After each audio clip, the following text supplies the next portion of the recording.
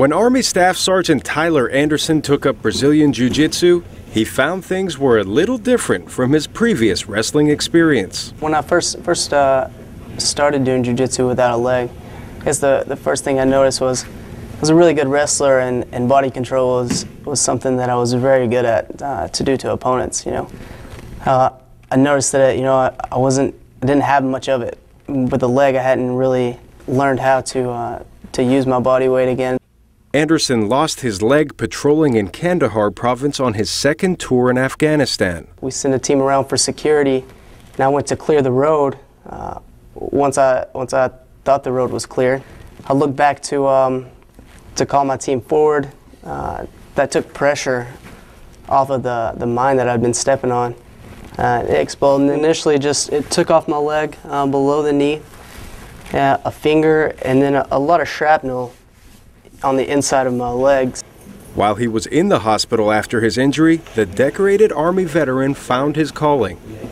Once you get injured, you come to the hospital. It's kind of tough to be sitting in a wheelchair and get taken out of that lifestyle. So for me, Jiu Jitsu is really a release. It's a form of helping me focus. I'll admit that being active and missing a leg is a totally new world that you don't know about.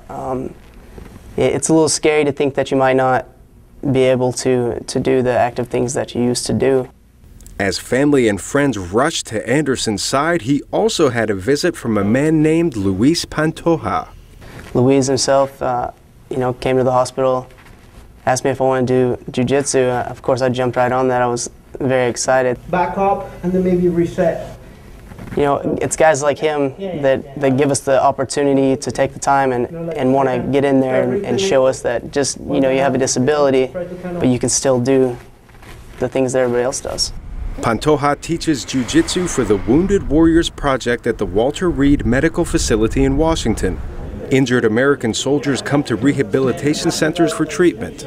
I've been working with Tyler for over 6 months, and he's a very dedicated student. He picks things really fast, and it's actually very satisfying to see, people improve overall. I've seen what Jiu-Jitsu has done to my life, and pretty much all my friendships come from Jiu-Jitsu, so I can see what it can do to people and how motivating it is. And Jiu-Jitsu, it's no other, besides a discipline, I think it's kind of a lifestyle. I was inspired to actually bring that to Walter Reed and to the Wounded Warrior Project.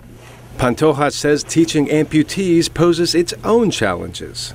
I have to think a little bit harder on how can I adapt my techniques. For these guys, their balance might be a little bit compromised due to, for example, an amputation. In fact, Pantoja says he has found his classes are as much for the teacher as they are for the students.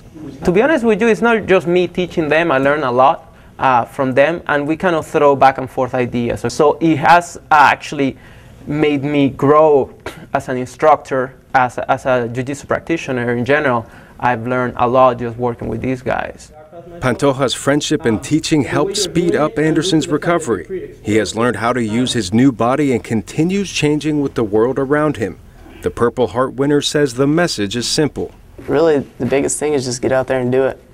Just don't give up. That's about it. That's all you can do is just keep on.